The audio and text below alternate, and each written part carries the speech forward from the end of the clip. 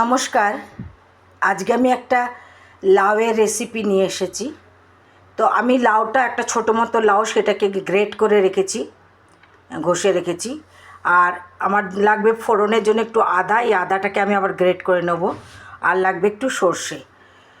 আপনারা অনেকেই লাউ দিয়ে বড়ি দিয়ে রান্না করে খান, বা লাউ দিয়ে চিংড়ি মাছ দিয়ে, বা এমনি লাউয়ের ঘন্ট। আমি এর আগে আমার একটা ব্লগে আমি লাউ দিয়ে মুগ ডালের ঘন্ট করে দেখিয়েছিলাম। আজকে যেটা করব সেটা আমার শ্বশুরবাড়ির রেসিপি। আমি এটা আমার বড় জায়ের কাছ থেকে শিখেছি, কারণ বিয়ের পর আমি আমার বড় জাকেই রান্না করতে দেখেছি সব সময়, আমার বড়দি। তো বড়দির কাছ থেকে এটা ঢাকার লোকরা বেশি খায় শুক্তোরা। অ্যাকচুয়ালি আমরা যে শুক্তোটা খাই না, সেই শুক্তোটা ঢাকার লোকরা জানে না। মানে আমি শ্বশুরবাড়ির পাড়ায় যত লোক দেখেছি ঢাকার, তারা কেউ জানে না। তারা এই শুক্তোটাই জানে যে শুক্তো হয় লাউ দিয়ে করে, নয় ঝিঙে দিয়ে করে। লাউটাকে এবার আমি নুন হলুদ দিয়ে সেদ্ধ করব। সেদ্ধ করে সেটাকে ভালো করে চটকে নেয়, বা ডাল ঘুটনি দিয়ে ঘুটে নেয়, ভালো করে ঘুটে নিয়ে তারপরে এই আদা আর সর্ষে দিয়ে ফোড়ন দেয়। মানে বলতে পারেন এক প্রকার লাউয়ের স্যুপ যেটাকে আমরা বলি, সেই স্যুপের মতোই হবে। গরমকালে খুব খাওয়া হয় এটা, প্রায় দিনই বানানো হয়। পেটের জন্য খুব ঠান্ডা এবং খেতেও ভালো। খাওয়ার সময় একটুখানি লেবু দেওয়া হয়, লেবু চিপে প্রথম ভাতে, মানে প্রথম পাতে এই শুক্তোটা খায়। তো আমি আগে এই লাউটা সেদ্ধ করে নিই, তারপরে বাকি আমি দেখাচ্ছি। এই যে আমি প্রেসার কুকারে একটু নুন আর একটু হলুদ দিয়ে লাউটা আমি জল দিয়ে বসালাম।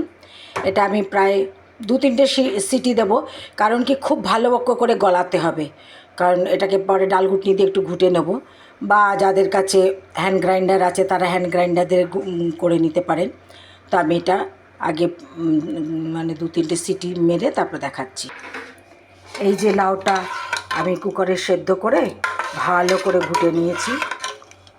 এরকম এরকম জল, এতটা জল দেখুন, অনেকটা জল দিয়েছি আমি, প্রায় মানে যতটা দিয়েছিলাম তারপরেও আমি প্রায় 1 গ্লাসের কাছাকাছি জল দিয়েছি, কারণ এই জলটাই পেটের জন্য সবথেকে ভালো।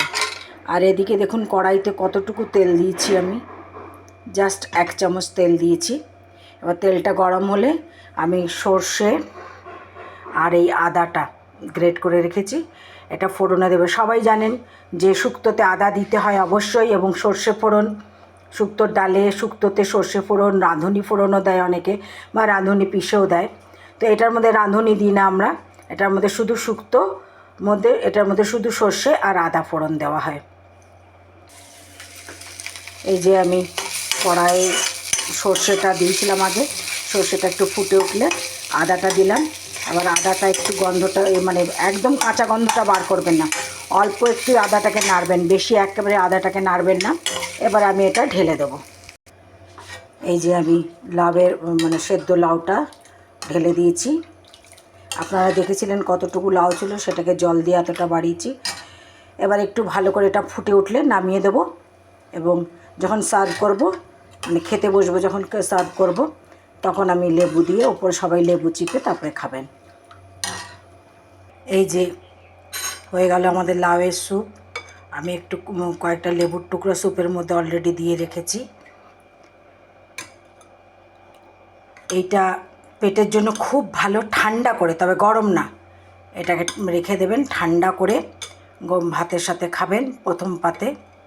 এটাকে আপনারা ঢাকাইয়া শুক্তোও বলতে পারেন, কারণ ঢাকাইয়ারা এটাকেই শুক্তো বলে। ঢাকাইয়ারা বিভিন্ন ধরনের শুক্তো খায়, শুক্তোর ডাল, ওদের বিয়েতে শুক্তোর ডাল, টক ডাল, মুগ ডাল, মাছের মাথা দিয়ে অনেক রকমের হয়। আর এই শুক্তো হবেই।